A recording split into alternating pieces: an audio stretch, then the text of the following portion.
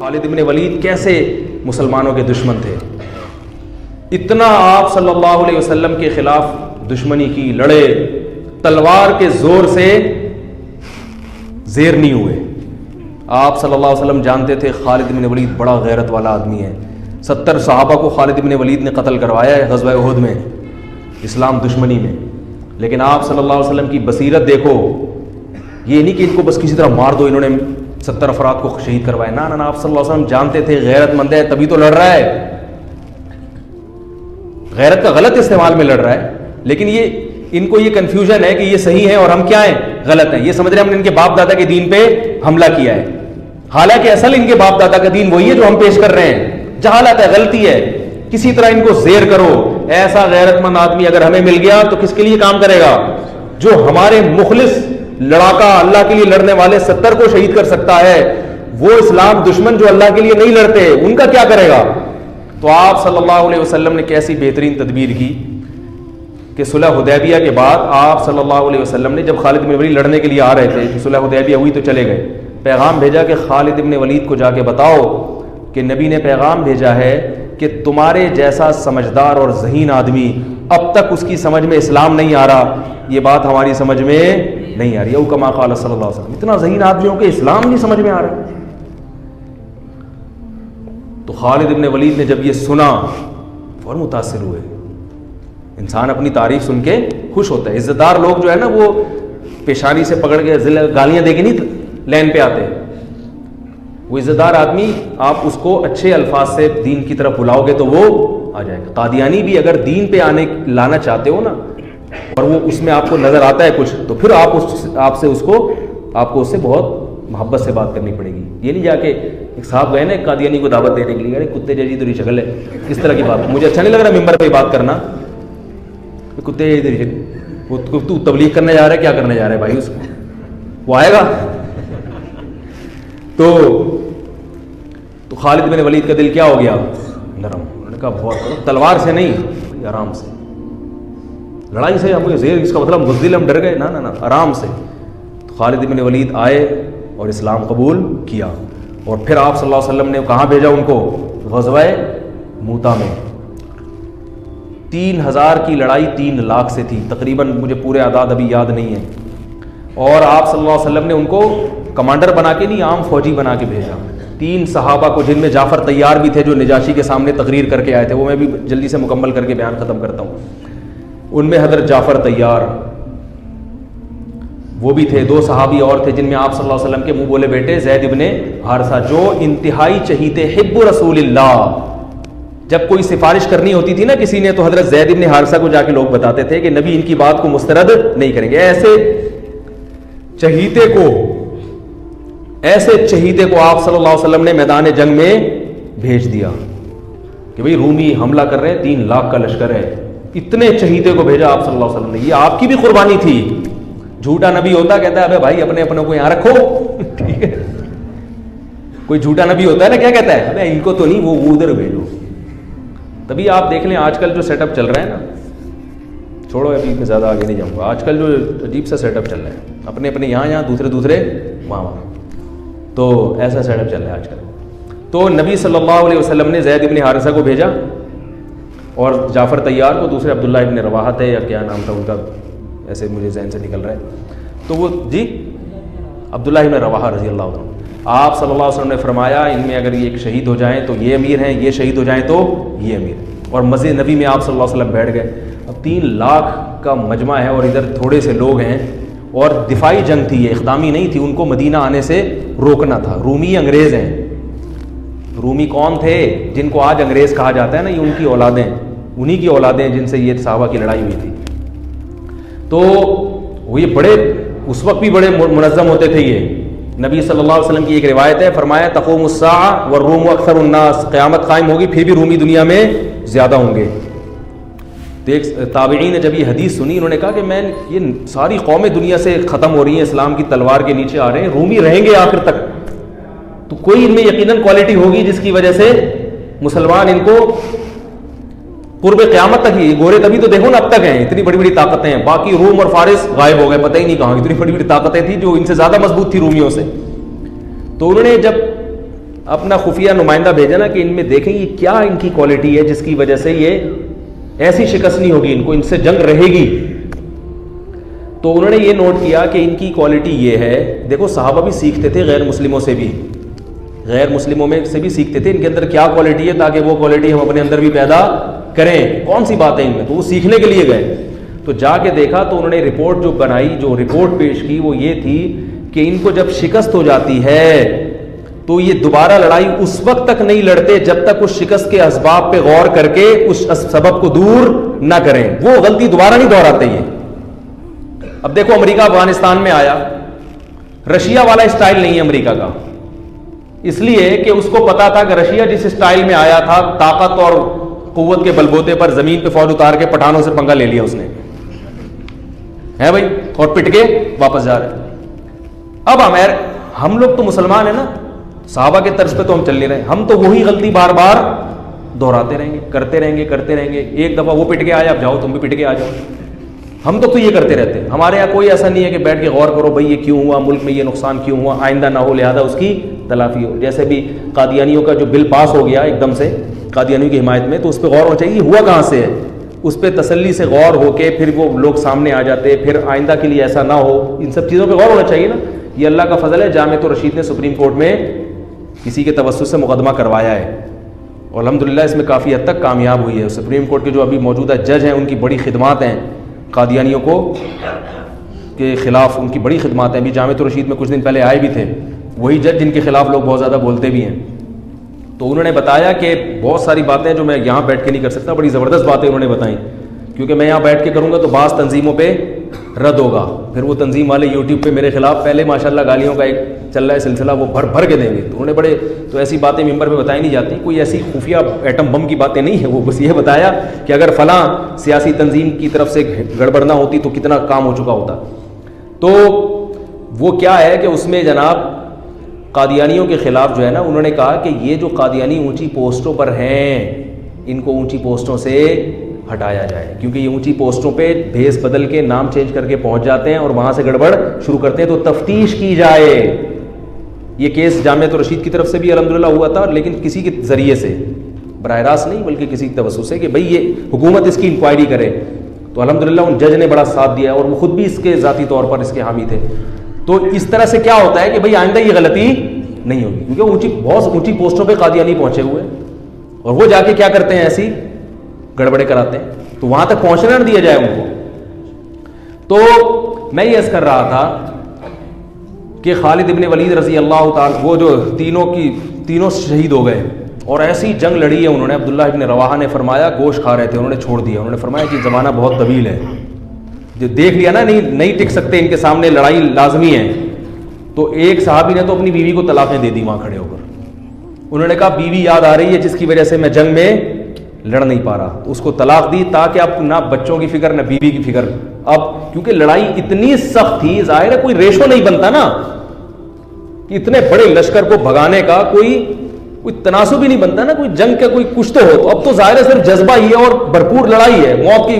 تو وہ موت کی نیت سے تلوار لے کر کود پڑے. یہ ہیں صحابہ جن کو رافضی لوگ گالیاں دیتے ہیں، جن کو برا بھلا کہتے ہیں. تو تلوار لے کر میدان جنگ میں کود پڑے اور شہید ہو گئے. ان کو چانس ہی نہیں تھا. تینوں جب شہید ہو گئے ہیں تو لوگ پریشان ہوئے کہ اب کس کو کمانڈر بنائیں. تو لوگوں کی نظر آئی خالد ابن ولید پر کہ یہ میدان ہے، یہ 70 انہوں نے وہاں اتنی زبردست جنگ لڑی تھی تو یہاں بھی لڑ سکتے. اور آپ صلی اللہ علیہ وسلم مسجد نبی میں بیٹھ کر صحابہ کو یہ پورا واقعہ سنا رہے ہیں. اللہ نے بطور معجزہ آپ کے سامنے پورا وہ جنگ کا واقعہ آپ کے سامنے رکھ دیا. آپ صلی اللہ علیہ وسلم نے فرمایا عبداللہ ابن رواحہ شہید ہو گئے، حالانکہ بہت دور تھا یہ مدینہ سے، اور آپ صلی اللہ علیہ وسلم کی آنکھوں سے آنسو جاری. یہ معجزے کے طور پر آپ نے بتایا. پھر آپ نے فرمایا کہ جعفر طیار شہید ہو گئے، وہ بھی شہید ہو گئے. انہوں نے جھنڈا ہاتھ میں لیا اور وہ بھی شہید ہو گئے. اور آپ صلی اللہ علیہ وسلم کی آنکھوں سے جعفر طیار تو بہت زیادہ چہیتے تھے نبی صلی اللہ علیہ وسلم کو. حضرت علی کے بعد سب سے بڑا مقام اہل بیت میں حضرت جعفر طیار رضی اللہ تعالیٰ عنہ کا سمجھا جاتا تھا. تو آپ صلی اللہ علیہ وسلم نے صحابی کو خبر دی کہ جاؤ ان کی 4 بیویاں ہیں، ان کو جا کے اطلاع دو کہ وہ شہید ہو گئے ہیں. پھر ان کے بچوں کے سر پہ، ان کے چھوٹے چھوٹے یتیم بچے تھے حضرت جعفر طیار کے، ان کے سر پہ آپ صلی اللہ علیہ وسلم نے پیار کیا اور آپ صلی اللہ علیہ وسلم ان بچوں کا پھر بہت خیال کیا کرتے تھے. تو وہ عورتوں کے رونے کی آواز آئی, بڑا دلچسپ واقعہ ہے. پھر آپ صلی اللہ علیہ وسلم نے منع کیا کہ ان عورتوں کو کہو کہ اپنی آوازیں پست کریں, گھر کی چار دیواری سے آواز ان کی باہر نہ نکلے. بڑے خوبصورت جوان تھے حضرت جعفر طیار, اور نبی کے چہیتے تھے. اور غزوہ بدر میں حضرت جعفر طیار کی بڑی قربانیاں تھیں. جب یہ آیا ہے نا کافروں کا لشکر بدر میں سامنے, اور کافروں کے سردار آئے کہ حل میں مبارز کوئی ہے ہم سے لڑنے والا, یعنی پہلے ہم سے لڑے, پھر ہم دونوں میں سے کوئی قتل ہوگا تو پھر جنگ شروع ہوگی. ایسے بھی تھے. تو ادھر سے کون آئے؟ پہلے کچھ انصاری صحابی آئے. تو وہ جو ولید ابن عقبہ تھا نا, ولید ابن عتبہ, اس نے کہا نا ہمیں اپنے جیسا چاہیے. ہمیں کیسا چاہیے؟ قریشی سردار ہونا چاہیے جو میرے مقابلے میں آئے, پھر لڑائی کا مزہ ہے. یہ وہ بہادری ہے جو کس میں تھی؟ بولو نا بھائی, عربوں میں. تو ادھر سے پھر حضرت علی آئے, حضرت جعفر طیار آئے, حضرت حمزہ آئے. ادھر سے بھی 3 آدمی ادھر سے بھی 3. تو اس نے کہا نام اکفاؤنا, ہاں یہ ہیں ہماری قوم کے, ہمارے جیسے شیر ہیں, بہادر ہیں, لڑنا جانتے ہیں, ان سے لڑائی میں مزہ آئے گا. اور پٹ گئے تینوں. تینوں کیا ہو گئے؟ تو ادھر سے حضرت جعفر طیار جب آئے نا, تو یہ تو بہادری کی بات ہے نا بھائی. ادھر 313 ادھر 1000, اور لڑائی ایسے شروع ہو رہی ہے کہ دونوں میں سے جب تک ایک زندہ ہے لڑائی شروع نہیں ہوگی. اور اس میں کتنا 50% چانس ہے نا اپنے شہید ہونے کا. اور سامنے سے بھی پتا ہے کہ بہادر ترین آدمی آیا ہے. کمزور ہو تو آدمی کہتا ہے میں جاؤں یار, میں بسم اللہ کروں, بلکہ اس میں بھی نہیں جائے گا, وہ کیا یار میں پٹ پٹا ہی نہ جاؤں میں. تو ایسے صحابی تھے جعفر طیار. اور وہ غزوہ موتا میں نبی کے کیسے چچا زاد بھائی شہید ہو گئے. تو آپ صلی اللہ علیہ وسلم کی آنکھوں سے آنسو بہہ رہے ہیں, اور آپ نے فرمایا کہ وہ بھی شہید. پھر آپ کے جو چہیتے, حب رسول اللہ, نبی کے چہیتے.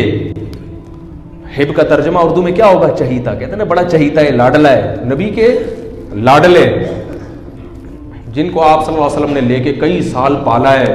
اتنی محبت دی کہ جب ان کے اصل باپ دادا آئے نا ان کو لے جانے کے لیے, تو انہوں نے کہا نہیں میں نہیں جاتا, میں ادھر ہی رہوں گا. اتنی محبت ہو گئی تھی.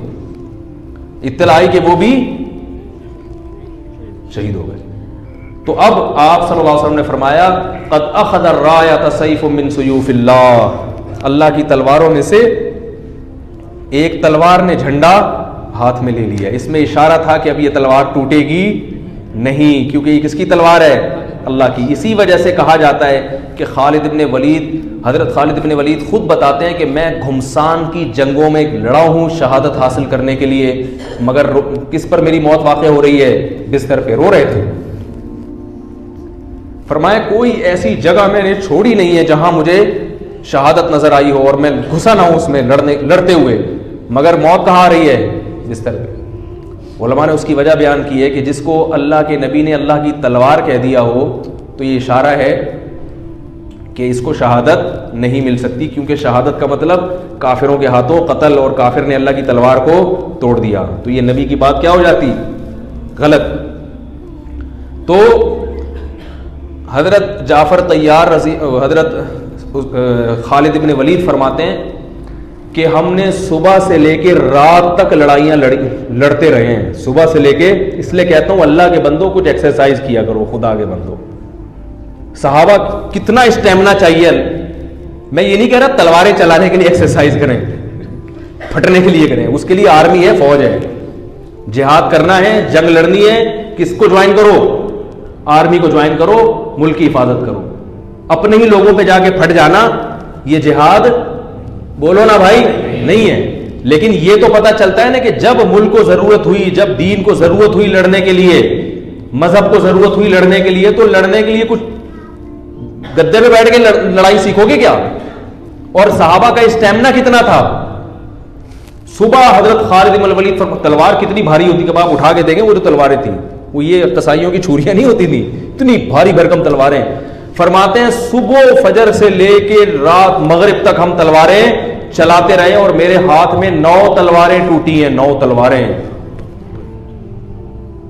اتنے لاکھ مجمع کے ساتھ لڑنا, اور کہتے ہیں میں اتنا قتل کیا ہے بندہ میں نے کہ ان کا اتنا زور تھا, مدینہ ہاتھ سے چلا جاتا صحابہ کے, مدینہ ہاتھ سے چلا, مدینہ کا دفاع تھا. یہ کہہ رہے اتنی تلوار چلی ہے کہ پھر وہ حضرت خالد بن ولید جوش میں نا اشعار میں وہ پڑھا کرتے تھے. اور خواتین سے بھی کہتا ہوں کہ رشتوں کے لیے یہ جو سنگر ٹائپ کے لوگ ہوتے ہیں نا, گلوکار, ان کو پسند نہ کیا کرو. آج کل خواتین کے ہیرو کون ہیں؟ جو فلموں میں ٹھمکے لگا رہے ہیں, ناچ رہے ہیں, گا رہے ہیں, 10-10 20-20 لڑکیوں سے دوستیاں لگائی ہوئی. ان کو کہتے ہیں یہ ہیرو, کاش میری اس سے شادی ہو جائے. جو انڈین فلموں اور انگریزی فلموں کے ہیرو ہوتے ہیں. دینداروں سے محبت کرنا کرو, اور اپنے بیٹیوں کی جو شادیاں ہیں کس سے کیا کرو؟ دینداروں سے, جو معاشرے کے خلاف لڑنا جانتے ہیں. لڑنے سے یہ نہیں کہ بندوقیں چلانا, رسم و رواج میں ان کے خلاف چلنا. ان پہ کانفیڈنس ہے, ان کا ایک سوچ ہے, ایک تھنکنگ ہے. گلوکار سنگر بیچارے کی کیا سوچ ہوتی ہے؟ وہ تو ناچتا ہے, ٹھمکے لگاتا ہے, 10 لڑکیاں ادھر 10 لڑکیاں ادھر مر رہی ہیں, اور شہوت پرستی میں اور اپنی خواہشات کی غلامی میں ساری زندگی گزر جاتی ہے. ان میں کانفیڈنس نہیں ہوتا, ان میں قوت مزاحمت نہیں ہوتی ان لوگوں میں. ان کی خواہشات, اگر اس طبقے کو اگر کچھ خواہشات ان کی چھین لی جائیں تو یہ تو ویسے ہی خودکشی کر کے مر جائیں.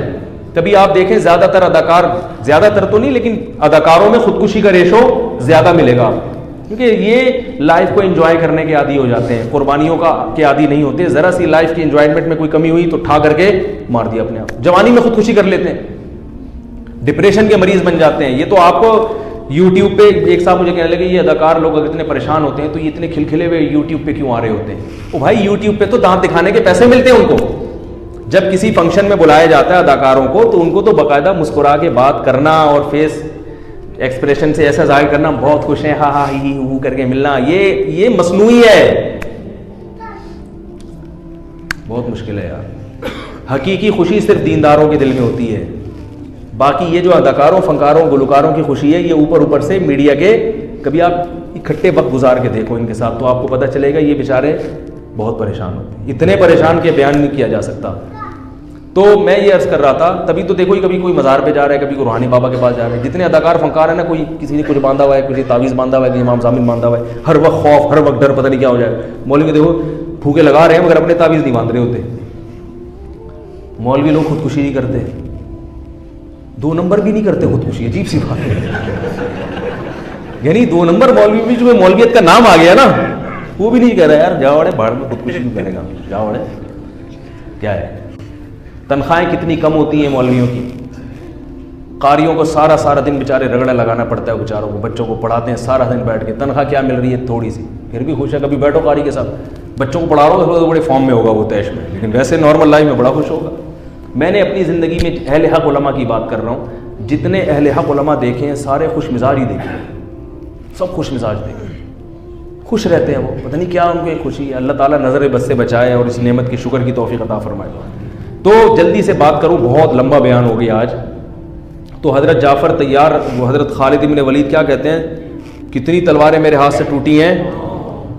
تو اس لیے میں کہتا ہوں تھوڑا سا اپنے آپ کو صحابہ کے مشابہ بناؤ. المؤمن القوی خیر من المؤمن الضعیف, طاقتور مومن کمزور مومن سے اللہ کو زیادہ. ایک بیماری اللہ کی طرف سے آتی ہے, چاہے جتنی ایکسرسائز کر لو, جتنی خوراکیں کھا لو, اللہ جب بیمار کرنا چاہے تو پھر. وہ تو ایوب علیہ السلام اپنی صحت کا خیال کرتے ہوں گے نا, پھر بھی ساری زندگی بیماری میں گزر گئی. وہ اللہ کی طرف سے, اس پہ تو اجر ملتا ہے, درجات بلند ہوتے. ایک ہوتی ہے اپنی حماقتوں سے. تو جو ایکسرسائز نہیں کرتے, محنت مزدوری نہیں کرتے, یا محنت والے کام نہیں کرتے, بیمار ہو جاتے ہیں. آج میں صبح جاگنگ کے لیے کہیں گیا تو ایک وہ نوجوان, ناراض نہ ہو بھائی جو میری بات سن رہا ہے, وہ غیبت نہیں ہے, کسی کو پتہ نہیں ہے, اور صرف وہ اکیلا نہیں ہے, اس کے علاوہ اور بھی نوجوان ہیں. اس کی نیت تو اچھی تھی, لیکن چونکہ اس نوجوان کے الفاظ سے مجھے وہ واقعہ یاد آیا جو میں نے کسی نوجوان سے سنا. میں نے کسی آرمی کے میجر کا واقعہ سنایا تھا, ہمارے دوست ہیں لاہور میں, ان کی بڑی زبردست فٹنس ہے, ایکسرسائز بہت کرتے ہیں, آدھا گھنٹہ صبح جاگنگ کرتے ہیں. تو وہ مجھے بتا رہے تھے کہ میرے ساتھ کوئی لڑکی آ کے سیلفی بنا کے چلی گئی. تو مجھے بتا رہے تھے کہ یار وہ ہم کبھی وردی میں ہو تو بعض دفعہ لڑکیاں آ کے سیلفی بنا کے چلی جاتی ہیں فٹنس کی وجہ سے بڑی. تو کہہ رہے میں نے تو پتہ بھی نہیں چلا اور آ کے بنا کے چلی گئی. اب یہ کہیں فیس بک پہ ڈال دے گی تو میری بیوی سے میری پٹائی ہو جائے گی. تو میں نے یہ واقعہ کہیں بیان میں بتا دیا. تو اب کچھ لڑکوں کی رپورٹ آئی, صبح کیا کر رہے ہیں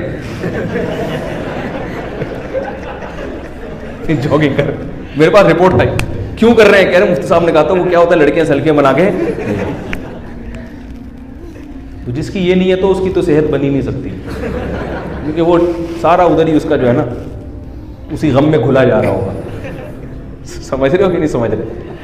تو شریعت کی نیت سے جو صحت اچھی ہوتی ہے, ماں باپ کے حقوق ادا ہوتے ہیں, بیوی بچوں کے حقوق ادا ہوتے ہیں, اللہ کی عبادت ہوتی ہے, روزوں پر طاقت نصیب ہوتی ہے, اس نیت سے آدمی کرے اور نبی کا فرمان ہے, باقی کوئی نیت نہیں ہونی چاہیے, اور توکل اللہ پہ کرے کہ اللہ چاہے گا تو صحت اچھی ہوگی, نہیں چاہے گا تو جو مرضی کرتے رہو.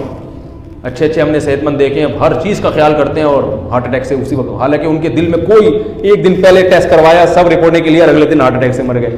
تو وہ اللہ سے تو کوئی نہیں لڑ سکتا نا, وہ تو تقدیر ہے. تبھی حکم ہوا ہے کہ دنیا سے محبت نہیں کرو, دنیا کمانے کی کوشش ضرور کرو مگر دل دنیا سے نہ لگاؤ, کوئی بھروسہ نہیں ہے. انہا خلۃ قد سیت من دمہا فجع وولع واخلاف وتبدیل, گرگٹ کی طرح رنگ بدلتی ہے یہ, آج دکھا رہی ہے بہت سباق, اگلے دن جو ہے نا گرگٹ کی طرح رنگ بدلے گی. تو 9 تلواریں ٹوٹی ہیں, 9 تلواریں ہیں, چلا چلا کے تلواروں سے تلواریں مار مار کے ٹوٹی ہیں, پھر دوسری تلوار لیتے تھے. اور کہتے ہیں ہم پھر شاعری میں اپنی بہادری کے واقعہ بیان کرتے تھے کہ ہم نے جنگ کے موقع پر یا اس طرح تحدیث بن نعمت کے طور پر یہ بہادری بیان کرنا غلط نہیں ہے. تو بتاتے تھے ہم نے کھوپڑیوں کے مینار بنا دیے, کیونکہ 3 لاکھ سے مقابلہ, اتنا قتل ہوا, پھر وہ دشمن بھاگا ہے وہاں سے.